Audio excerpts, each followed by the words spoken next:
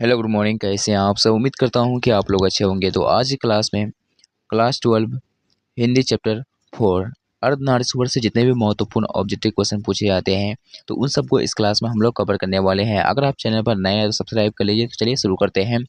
तो अर्धनारीश्वर, ठीक है। अर्धनारीश्वर ये क्या है? अर्धनारीश्वर एक एकांकी है, ठीक है।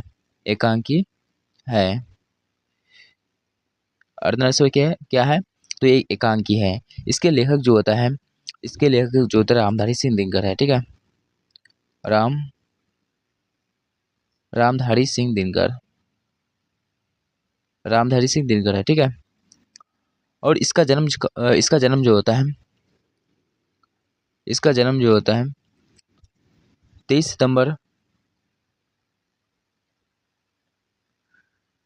सितंबर 1908 को जन्म हुआ था। और इसका निधन जो होता है 24 अप्रैल 1974, ठीक है। 1974, ठीक है ना। पूछिए कि अगर पूछा जाए तो इसका जन्म स्थान जो होता है कहाँ हुआ था, तो इसका जन्म स्थान जो होता है सिमरिया बेगूसराय में होता है।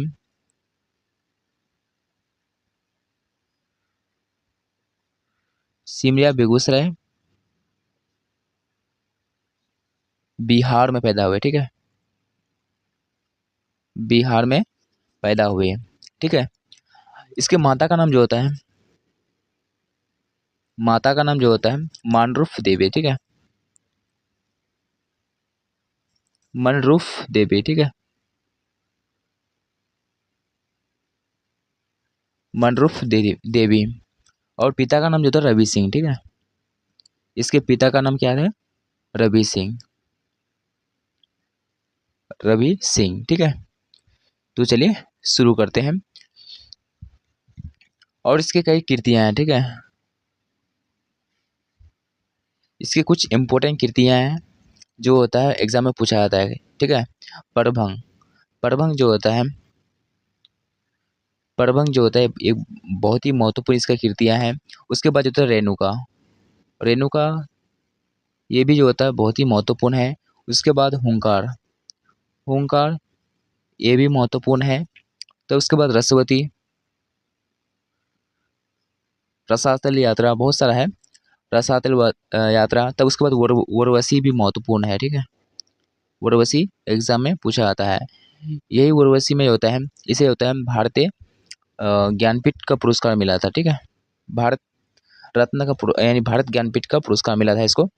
और कोमला की कविता हारे को हरिनाम 1970 में होता, ठीक है। तो चलिए शुरू करते हैं। तो पहला प्रश्न है अर्धनारीश्वर अर्धनारीश्वर पाठ के लेखक कौन है? तो अर्धनारीश्वर पाठ के लेखक जो होता है रामधारी सिंह दिनकर है। ऑप्शन इसका बी सही है। पहला प्रश्न का ऑप्शन बी सही है, ठीक है। दूसरा प्रश्न है रामधारी सिंह दिनकर जो होता है की रचना कौन सी है? तो रामधारी सिंह दिनकर की रचना जो होता है अर्धनारीश्वर है। ऑप्शन इसका डी सही है, ठीक है।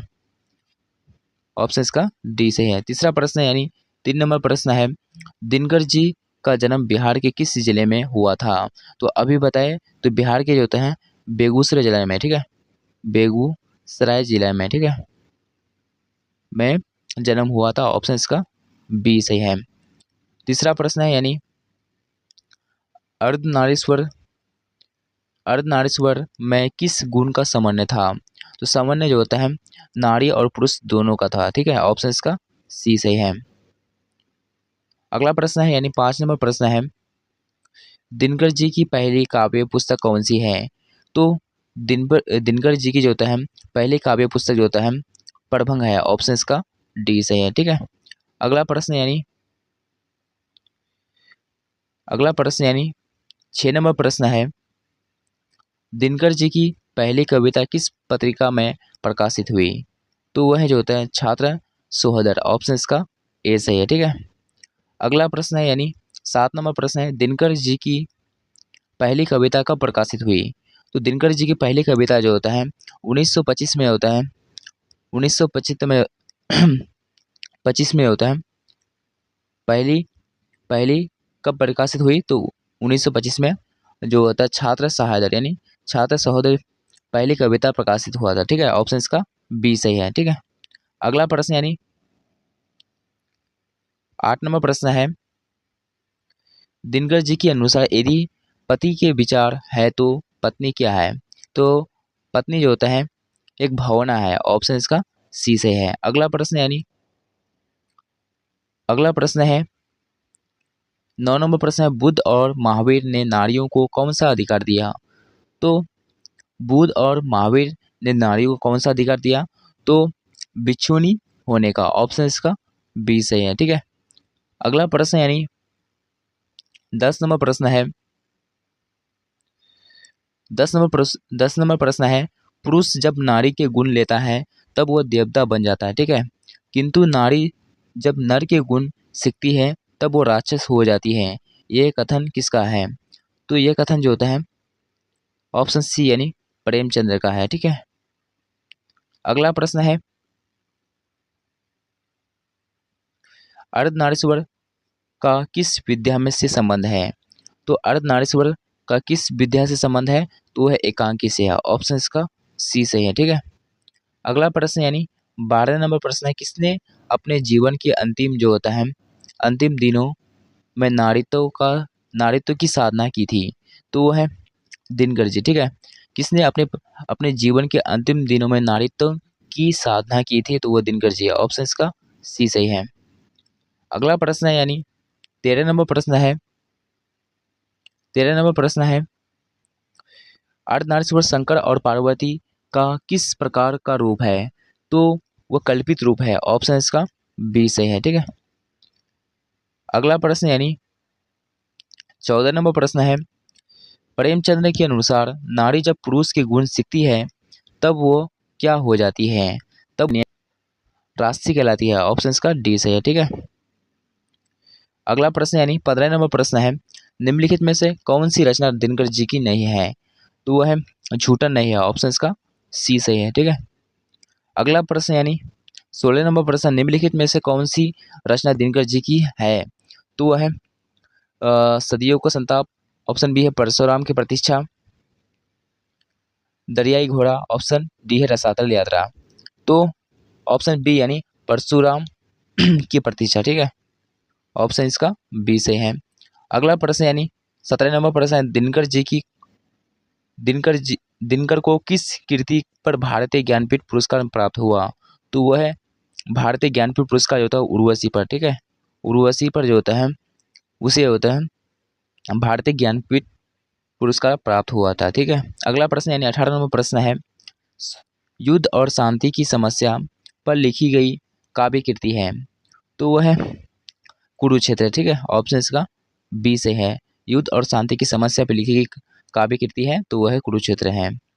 अगला प्रश्न यानी 19वां प्रश्न है, अर्धनारीश्वर कल्पित रूप है। अर्धनारीश्वर जो कल्पित रूप है वो किसका कल्पित रूप है? तो शिव और पार्वती का। ठीक है, ऑप्शन इसका ए से है।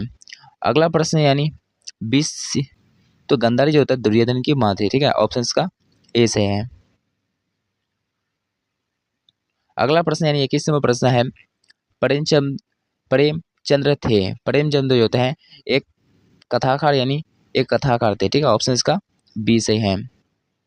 अगला प्रश्न यानी 22वां प्रश्न है, दिनकर जी का जन्म कब हुआ था? ठीक है, दिनकर का जन्म कब हुआ था? तो 23 सितंबर 1908 को जन्म हुआ था, ऑप्शन इसका ए सही है। ठीक है, अगला प्रश्न है, दिनकर किस युग की कवि है? तो दिनकर की होता है एक छायावादोत्तर युग कवि है, ऑप्शन इसका सी सही है। अगला प्रश्न यानी संस्कृति की 4 अध्याय किसकी कृति है? तो संस्कृति की 4 अध्याय जो होता है रामधारी सिंह दिनकर है, ऑप्शन इसका डी सही है। ठीक है, आप लोग 25 नंबर प्रश्न है तो कमेंट में जरूर बताइए। ठीक है, कौन सी कृति रामधारी सिंह दिनकर की लिखी हुई है? तो कमेंट में बताइए, कमेंट में जरूर बताइए। ठीक है, कौन सी कृति रामधारी सिंह दिनकर की लिखी हुई है? तो वह है शुद्ध कविता की खोज। ठीक है, तो इसका ऑप्शन ए सही है, शुद्ध कविता की खोज। अगला प्रश्न है यानी 26वां प्रश्न है, दिनकर जी की का निधन कब हुआ था? तो इसका निधन जो होता है 1974 को हुआ था। ऑप्शन इसका सी सही है, ठीक है। तो इस सेशन का लास्ट प्रश्न था 26 नंबर प्रश्न। तो दिनकर जी का जन्म कब हुआ था? तो 1974 में है। तो इस चैप्टर से 26 महत्वपूर्ण ऑब्जेक्टिव क्वेश्चन थे, ठीक है। और भी जो होता है ऑब्जेक्टिव क्वेश्चन जो होता है अगले वीडियो में लाएंगे। और इसे तो हम जितना भी इम्पोर्टेंट ऑब्जेक्टिव थे इंट्रोडक्शन में और ऑब्जेक्टिव करा दिए, ठीक है। इसमें और कुछ बता देते हैं, ठीक है। कृतियाँ में और भी पूछा जाता है, पुरस्कार एवं सम्मान में कुछ पूछा जाता है, ठीक है। संस्कृत की इसके कितने अध्याय हैं? तो 4 अध्याय हैं। तो साहित्य अकादमी, उर्वशी, भारतीय ज्ञानपीठ पुरस्कार, राज्यसभा के संसद, पद्म भूषण, ठीक है। तो यहाँ तक कि आप लोगों को समझ में आ गया होगा, ठीक है।